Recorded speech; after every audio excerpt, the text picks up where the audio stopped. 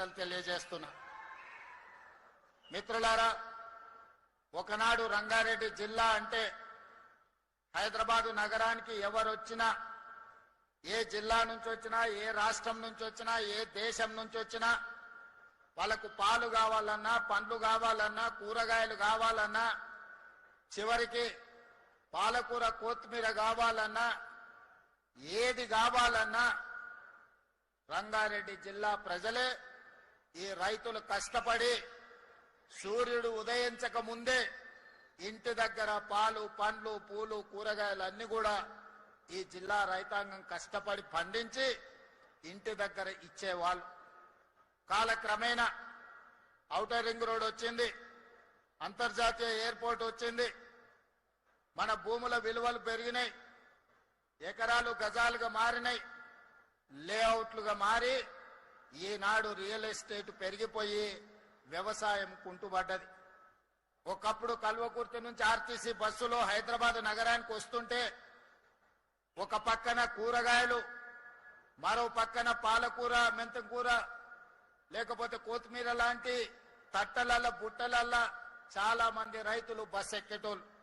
ఇదే కాదు, ఒక పక్కన చూస్తే గ్రేప్ గార్డెన్స్ కనిపించేటివి.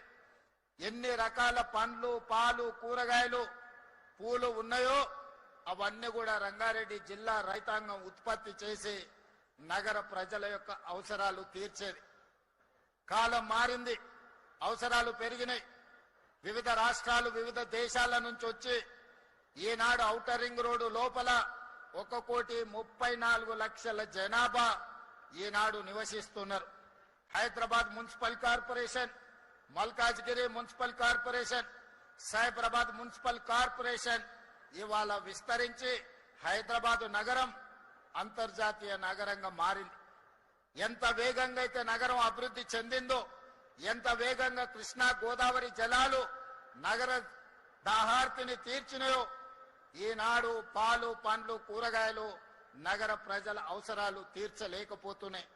అందుకే ఆనాడు ఆలోచన చేసి ఆనాటి ప్రభుత్వం ఒకప్పుడు కొత్తపేట ఫ్రూట్ మార్కెట్ ని కోహేడకు తరలించినప్పుడు అత్తర్బుత్తర్ టెంట్లేసి రేకులేసి పెడితే గాలి దుమారానికి ఆ రేకులు, ఆ టెంట్లు కూలిపోయి వందలాది మంది కూరగాయలు అమ్మే రైతులకందరికీ దెబ్బలు తగిలి కాళ్ళు పోయి, చేతులు పోయి కనా కష్టాలు ఎదుర్కొంటుంటే గాలి దుమారంలోనే ఆనాడు పార్లమెంటు సభ్యుడిగా ఆ రైతులకు ఒక మనోధైర్యాన్ని ఇవ్వడానికి ఆ రోజు అక్కడికి వచ్చి అందరినీ కలవడం జరిగింది.